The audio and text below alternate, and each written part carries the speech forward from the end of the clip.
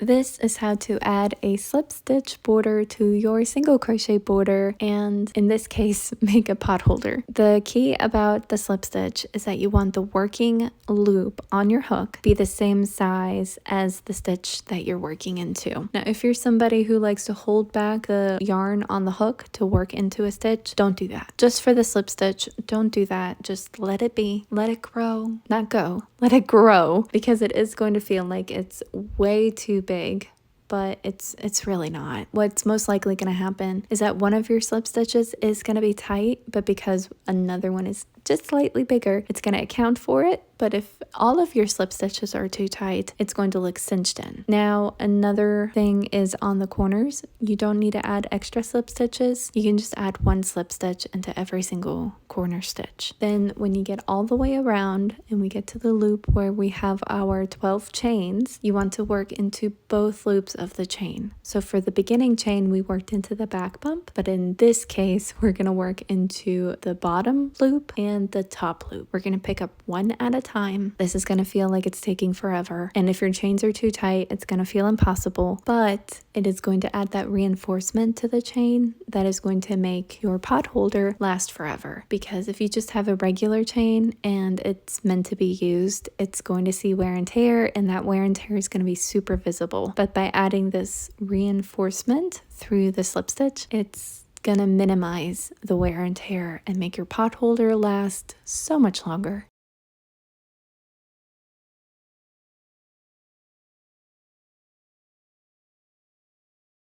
Oh, and another thing about pot holders, always make sure you use cotton yarn. If it's going to be used, use cotton yarn. If it's just to look pretty, it doesn't matter. But if it's meant to be used, use cotton. It doesn't melt. It will burn if exposed to a direct flame, but it absorbs heat and it absorbs moisture, and it's washable and dryable.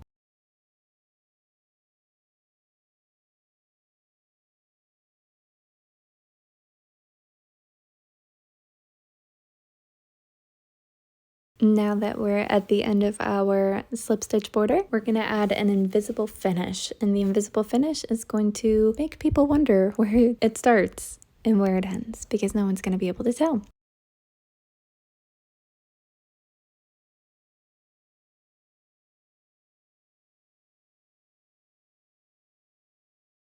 So first we're just going to cut our yarn without making a chain, and then we're going to skip the first stitch and we're going to work into the second stitch from the bottom up. We're going to bring the yarn up and then we're going to bring it back down in front of the stitch, and we're going to feed it back through the center of our last stitch.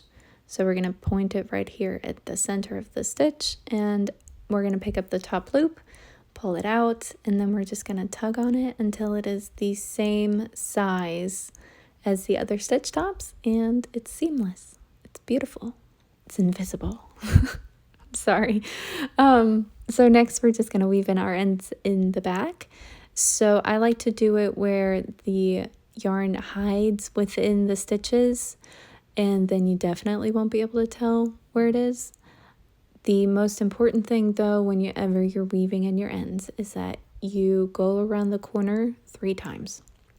Yarn's not going to be able to travel around the corner more than once, so even after it's been in the wash. So this technically would be going around the corner once, and then it'll go around the corner twice, and we're good. Then we're just going to cut it and leave it at that. Another benefit of using a single crochet and slip stitch border is that you don't have to block it. You can just tug it on the sides and kind of stretch out the borders, and it's going to be a perfect little square.